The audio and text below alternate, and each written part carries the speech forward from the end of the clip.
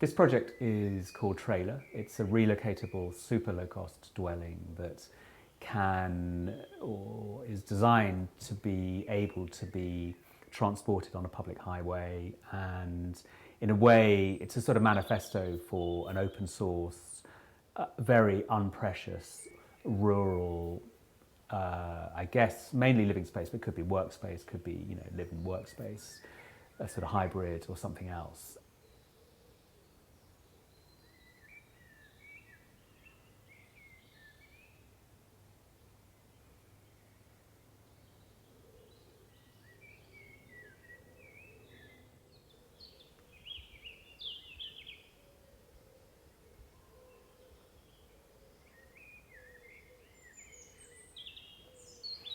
I'm super interested in an architecture of frugality where you design with, in a way, the least possible resources. It's not an architecture of minimalism or anything like that. It's an architecture of frugality where you just take what you have, what's available in a place, and you use it in a very direct manner without adding in anything else. And this is the timber we had, this is the plywood we could get, this is the construction waste, the set of parts that we could get to build this. So we've just built this project around this. You know, it's a 20 grand relocatable house.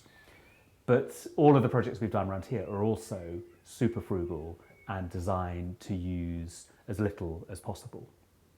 And in many ways, instead of that being radical, that's what people have just done in rural places for centuries. They've just taken what exists, they've taken the people, the skills, the materials that exist around them, and then they've woven them into a project. They haven't like gone shopping for stuff or looked to import other things. They've just used kind of what they've had.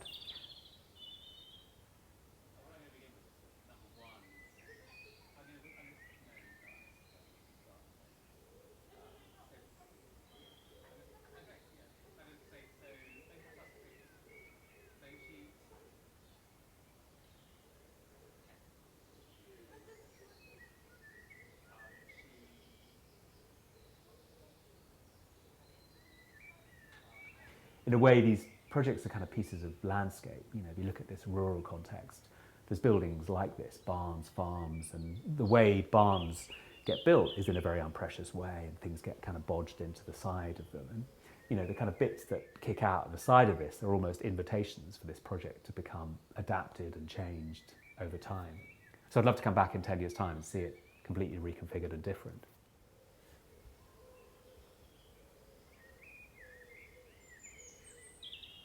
It'd be great to go and look at some of those other ones that we've open sourced. I mean, I've given away drawings to people, mainly in America, weirdly, people have emailed saying, can I have some drawings? I'm like, yeah, sure.